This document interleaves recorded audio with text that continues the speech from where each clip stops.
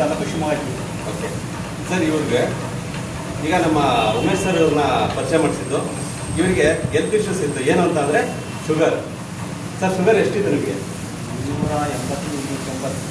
280ರಿಂದ 300 ತನಕ ಅವರೇಜ್ ಇವರಿಗೆ ಶುಗರ್ ಇತ್ತು. ಡೈಲಿ ಮಾತ್ರೆ ತಗೊಳ್ತಾ ಇದ್ವಿ.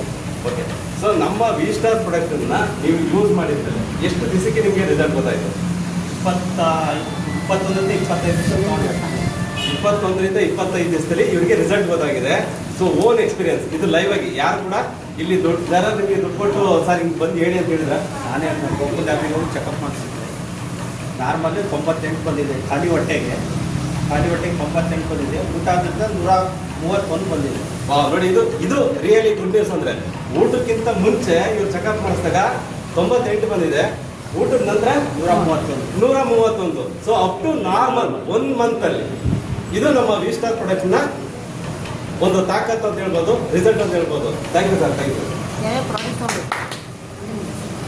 ಸೊ ಇಂಥ ಒಂದು ಪ್ರಾಡಕ್ಟನ್ನು ಸಂಜೀವಿನಿ ಅಂತ ಪ್ರಾಡಕ್ಟ್